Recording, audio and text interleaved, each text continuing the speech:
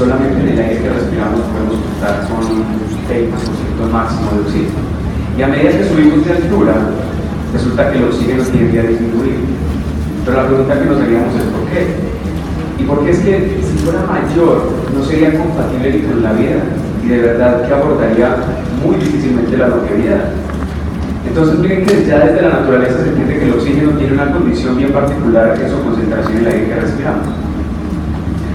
Pero preguntémonos para qué el oxígeno. Y desde la biología, ustedes doctores lo tienen muy claro alrededor de que somos organismos completamente en procesos de oxidorreducción o en procesos de oxidación, que está completamente relacionado a nivel bioquímico en la producción de energía y de ATP, que el intercambio celular es fundamental para poder desencadenar ese proceso de oxidorreducción a nivel de NAD y NADH, que el sistema regulatorio activa el factor de necrosis tumoral, las interleuquinas a nivel bioquímico son directamente proporcionales a la funcionalidad metabólica.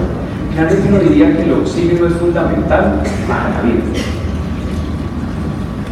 Pero ¿cómo es ese proceso respiratorio regular? Y la analogía que les quiero hacer es con un motor de combustión que necesita combustible para poder producir energía, que necesita oxígeno, que en ese proceso de producir energía se calienta, pero que también en ese proceso produce smog. Y la analogía que les quiero llevar es que a nivel de célula, la mitocondria también necesita combustible, nutrientes, carbohidratos, proteínas, lípidos, fundamental el oxígeno para poder producir energía, pero también produce smog. Y ese smog que lo podemos ver más claramente en el proceso de glucólisis de la glucosa, pues a través de convertirse en piruvato en un proceso de oxidorreducción a nivel de la mitocondria para generar energía, para generar ATP, también generamos especies reactivas que hemos llamado y generalizado de oxígeno, pero que realmente son especies reactivas de oxígeno, de nitrógeno y de carbono fundamentalmente, como el radical carboxilo, como el radical peroxinitrito, como el radical ion superóxido. Y este smog, caracterizado por las especies reactivas de oxígeno, como es el ion superóxido, altamente reactivo, el peróxido de hidrógeno, que sin ser un radical libre es un gran oxidante citotóxico, y el radical hidroxilo, al cual el organismo hoy no ha generado un proceso de desarrollar una defensa sistémica, pues lo llamamos en equilibrio siempre y cuando esos oxidantes estén equilibrados por la actividad y la capacidad antioxidante generada por los antioxidantes que sistémicamente desarrollamos o que suplementamos. Y es aquí donde quiero hacer un alto para que entiendan alrededor del equilibrio, que es lo más importante en este proceso respiratorio que controla ese smog desarrollado en el cuerpo. ¿Y qué hace que estos antioxidantes generen ese efecto de equilibrio? Son los antioxidantes enzimáticos ávidos de frenar un daño antes de que se haga un daño a nivel de DNA o de la mitocondria, y entre ellos tenemos en la cascada de la antioxidación la superóxido de glutasa, una metalenzima basada en cobre, hierro, manganeso y zinc, la catalasa, la glutatión peroxidasa, que activan esa cascada de antioxidación. Y les traje esta manera de emular el ciclo de la coenzima Q. Es un ciclo de oxidorreducción, donde en ese proceso el oxígeno se convierte en un superóxido, pero imagínense en este smog si no existiera esta cascada de antioxidación. Va a empezar a hacer daño alrededor de citocromos B y C, hacer un daño a nivel de membrana celular, porque hay un exceso de ion superóxido que no es catalizado y neutralizado por la cascada de antioxidación. Superóxido de glutasa, catalasa y glutatión peroxidasa para poder neutralizar ese smog desarrollado. Entonces, ¿qué es el estrés oxidativo? El estrés oxidativo realmente es un desbalance entre un exceso de oxidantes y una deficiencia de antioxidantes, o viceversa, es decir, entre un exceso de antioxidantes y una deficiencia de oxidantes. Es decir, que ni todos los radicales libres son malos, ni todos los antioxidantes son buenos. Y para verlo a nivel de energía, les quiero mostrar un antioxidante que es una molécula capaz de entregar energía, un radical libre, que es una molécula necesitada de energía para poder neutralizarse. Es así como el antioxidante transporta energía para equilibrar el radical libre y finalmente la molécula se neutraliza. Y volviendo al estrés oxidativo, cuando yo tengo un exceso de antioxidantes a nivel sistémico, tengo muchas moléculas que quieren dar energía, pero que no encuentran a quién donarse. En ese momento se convierten en prooxidante. Y los antioxidantes per se, al aumentar su concentración, disminuyen la necesidad sistémica de energía. Entonces nos haríamos una pregunta. Entonces, cinéticamente sabemos que somos estables gracias a la biología de la química, pero termodinámicamente seremos estables. Y la analogía que les quise traer fue la del papel.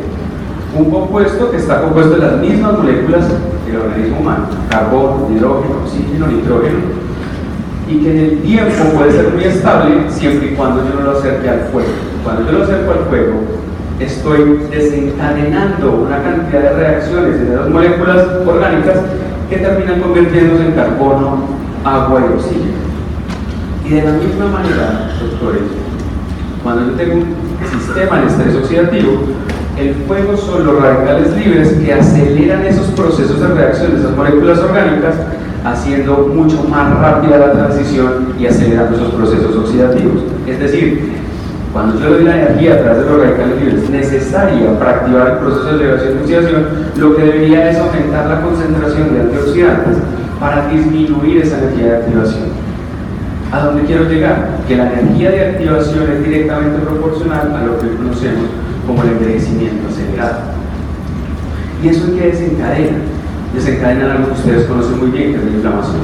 Pero la inflamación per se no es mala. La inflamación, ustedes saben que regenera el tejido, que es una gran reacción de defensa del organismo. Entonces el problema acá sería más bien acercarnos hacia la resolución de la inflamación. Ese es el gran paradigma. Cómo resolver la inflamación, cómo modulamos la inflamación. Y aquí quiero hacerles una analogía que les traigo, donde hoy cómo se entiende el concepto de la inflamación y hacia dónde quiero que vayamos. Y es que la luz en el siglo XVI-XVII tenían un dilema, y era que no sabían si se comportaba como partícula o como ondas. Isaac Newton en el 1704, a través de su libro La luz como partícula, logra demostrar que la luz se comporta como partícula. Pero aún publicado antes, 28 años después, Christian Huygens dice y demuestra que la luz se comporta como onda. Y solamente hasta el siglo XX, a quien se le da además el premio Nobel por demostrar que la luz se comporta tanto como onda y como partícula, Albert Einstein, lo demostró esta foto tomada en tiempo real, donde se puede ver claramente por tunelamiento cuántico de los átomos, de los fotones de la luz, y se puede ver claramente por frecuencia las características de onda. Es decir, que hoy sabemos que la luz se comporta como partícula y como onda. De la misma manera, la inflamación, hemos hasta hoy hablado de que la inflamación se comporta por una respuesta del sistema inmune. Pero a partir de hoy la invitación es que la inflamación también se comporta no solamente por respuesta inmune, sino por la oxidación que se encarga en los estrés oxidativos. Y si queremos de verdad hacer un efecto de resolución, pues tenemos que empezar a ver la inflamación tanto como partícula y como onda. Y por eso les quiero mostrar la generación de las especies Eros, el proceso inflamatorio, donde el oxígeno en la entrega de energía se vuelve altamente reactivo por acción de la superóxido dismutasa, se convierte en peróxido de hidrógeno, pero los invito a que ampliemos esa molécula de peróxido de hidrógeno y van a poder ver claramente que hay dos radicales hidroxilos. Si me voy por la vía de la glutathión peroxidasa, llego al agua. Si me voy por la vía de la cascada de la antioxidación, llego a agua de oxígeno, pero si mi organismo está en estrés oxidativo, me vuelvo al problema del radical hidroxilo, al cual el sistema no tiene defensa. ¿Y qué correlación hay? Un trastorno primario, activando el factor de necrosis kappa beta, que genera citocinas y quimiosinas, que genera un trastorno secundario de la inflamación. Pero hay una interdependencia entre la inflamación y el estrés oxidativo. Un trastorno primario como la inflamación también desencadena un estrés oxidativo secundario. Es decir, que mayor producción de especies reactivas y un agotamiento de antioxidantes, eso ya empieza a sonarnos un poquito a la senescencia, a ese envejecimiento.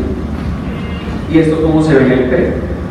Entonces, claramente quise tomar el ejemplo de la alopecia androgenética, donde ustedes conocen claramente los factores que se generan a la alopecia androgenética, pero quiero llevarlos al factor de la microinflamación, que está generada por radicales y especies reactivas de oxígeno y el óxido nítrico en la transformación de peróxido nítrico, y en lo cual desencadena una cantidad de consecuencias, terminando en una alopecia androgenética. ¿Por qué? Porque cuando el estrés oxidativo se encuentra en ese mini órgano, que es el folículo piloso, actúa sobre el reservorio célula que está en el promotorio y sobre las células de la papila dermal. Esas especies reactivas de oxígeno, nitrógeno y carbono terminan desencadenando una fibrosis y está ocasionada también por el estrés oxidativo. Y si vemos con el paso de los años que disminuye nuestra fase anágena y se alarga nuestra fase telógena, porque con el paso de los años los factores que activan el stem cell disminuyen y los factores inhibitorios aumentan con el tiempo, trabajando directamente, o sea que el estrés oxidativo también tiene una relación directa con la senescencia.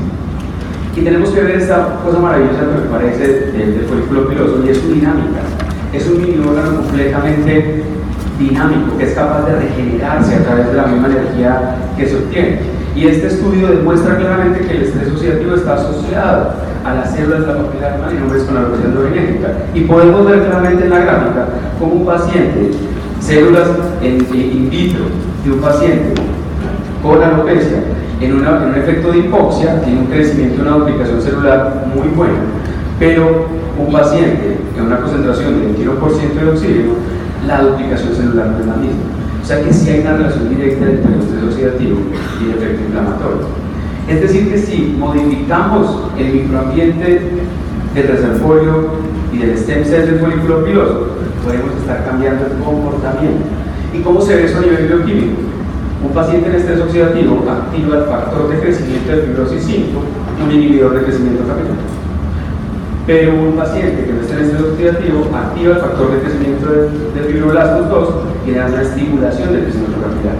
Como la cascada del ácido araquidónico, un estrés oxidativo desencadena prostaglandinas D, que son inhibitorias del crecimiento capilar, pero si no está en estrés oxidativo puede activar prostaglandinas E y F, que son estimulantes del crecimiento capilar. Como la señalización de proteínas WNT, como a través del equilibrio podemos activar el factor de crecimiento epitelial, como un factor de crecimiento como transportante beta, que por sí en estrés oxidativo es un inhibitorio, también actúa sobre la 5-alfa reductasa, mejorando la capacidad de los receptores androgénicos. Es decir, doctores, que no solamente debemos trabajar alrededor de activar el ciclo de crecimiento capilar, también tenemos que modular el nicho, también tenemos que inducir la neogénesis en ingeniería celular, para través de que controlar ese daño oxidativo, como lo hacen en este estudio, con el factor nuclear NURF2, donde se inhibe el daño del estrés oxidativo que induce la inhibición del crecimiento capilar. Y estas fotos, la de la izquierda de un paciente sano y la de la derecha de un paciente con alopecia, podemos ver unos cambios estructurales alrededor de la vaina externa del folículo piloso. Es decir, que también hay un daño de la fibra capilar por especies reactivas desencadenadas por el mismo fotodaño, y es que estimulan factores proinflamatorios como es la interleuquina 1 alfa que ustedes conocen muy bien. Es decir, que el daño también se ocasiona desde el daño piloso, también desde las células de la papila dermal y el reservorio celular. Entonces, como lo decía el doctor Giovanni Bojanini, yo estoy de acuerdo en que hay que abordar la alopecia androgenética desde la multiterapia, entendiendo que la inflamación es desencadenada por una respuesta inmune y por el estrés oxidativo. ¿Quién soluciona el paradigma? Lo mencionaba el doctor Giovanni Bojanini, sí, los antioxidantes. El radical hidroxilo solamente puede ser neutralizado o controlado hoy por algo maravilloso que la naturaleza nos da, que son estas sustancias de origen fenólico, que hoy les digo que no se ven realmente así, que son realmente así. Esta es la manera tridimensional del radical hidroxilo. Así es la molécula fenólica. Y esta es una molécula que venimos trabajando hace muchos años y es el ácido rosmarino. Y cómo los antioxidantes hay enzimáticos y no enzimáticos. Y los enzimáticos nos aportan la capacidad antioxidante. ¿Cuántos radicales libres puede un antioxidante detener? Y los enzimáticos nos aportan hacia la actividad antioxidante. ¿A qué velocidad neutralizan esos radicales libres?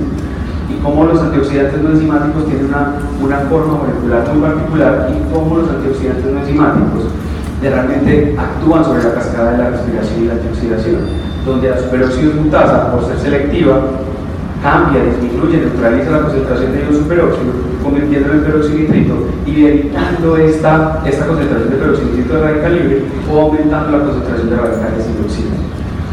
Y pues tenemos la fortuna de tener a la doctora Antonella Tosti hoy, y yo quise traer este paper donde habla de la suplementación nutricional con antioxidantes en pacientes, en mujeres con pérdida de cabello, donde el resultado fue mejorar su fase telógena, disminuir esa fase telógena y mejorar el diámetro capilar a través de suplementarlo con omega 3, omega 6, vitamina C, lipopenos, vitamina E. Es decir, doctores, que